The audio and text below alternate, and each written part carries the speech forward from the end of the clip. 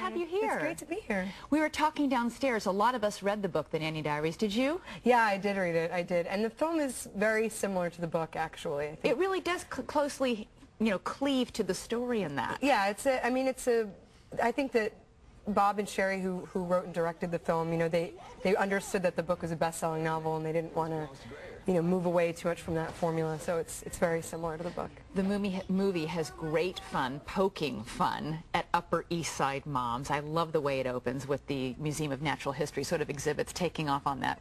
Right. But basically, they're rich, pampered, and unemployed, these women. Yes. How close to reality do you think that actually is? How much of this is parody, and how much do you think this is reality? I think that I think a lot of it is a reality. I mean, it's certainly something that I feel like a lot of New Yorkers are familiar with and kind of identify with that community, whether they're a part of it or just kind of looking out, into the story. But it's a lot of the women that were playing the kind of Upper East Side moms were Upper East Side moms. Really? They were kind of they played themselves. wanted their star turn, and it's I mean, there's definitely that environment here in the city.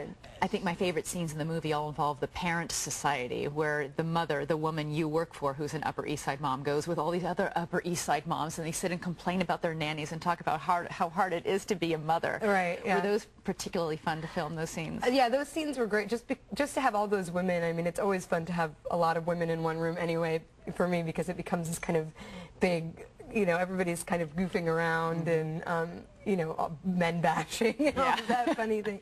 But those scenes were really great to shoot, especially because, my character gets kind of trapped in this moment of, where the spotlight's on her and she has to confront Laura Linney in this room full of, judgmental women, and it was a really fun scene. Well, we have a clip from the movie of your first day on the job with Grayer, the little boy that you've been hired to take care of. Let's take a look. I have an idea. Why don't we race to the front door? That was your baby, Dad!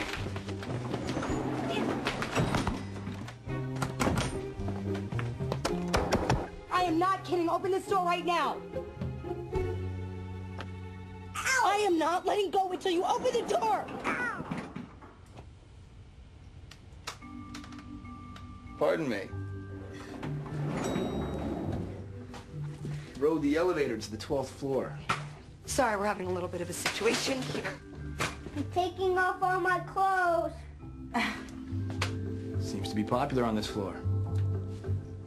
Indeed it does. You having a very tough first date, but you win the child over. Was it difficult to play opposite a child actor? Oh, well, Nick Art, who plays Grayer in the film, is the most delightful little boy. He was such a sweetheart, and we got a chance to kind of bond before we started shooting. And he was great. He's such a sweetheart. He's so good in the film, and I don't know, it was easy for me, I guess, because I started making films when I was the same age, 8 years old, and I was familiar with the whole situation. I mean, I have such great memories of being a child in Hollywood that I wanted to kind of, every once in a while be like, do you know what's going on? Like, do you realize how great this is? Do you also find yourself giving people like him tips? I mean, you are one of the really few actresses who's been able to navigate a difficult world. It's hard to be a kid in Hollywood making films, and you've been really, you've worked really hard. You haven't gotten yourself into trouble. We don't see you on the front page of these tabloids for doing insane things. I mean, how do you keep your sanity in all of this?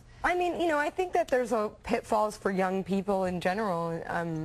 In Hollywood and it's hard to grow up. It's painful, and there's all kinds of kind of dark paths you can go down. And I just have I have a wonderful family, I have wonderful friends, and I grew up in, the best city in the world. So I feel like I attribute a lot of my success to all of the wonderful people around me and how they supported me. And I think I always had a really strong work ethic and always loved what I did, and I never wanted to jeopardize that in any way. Okay, very quickly, did making this movie make you put off having children for another 5 or 10 years? Well, working with Nick, I was, getting I was nesting, I was like, oh, but then at the same time when we'd have those scenes where it was, hundreds of kids screaming and running around, yeah, I think I'll wait till I'm like 38.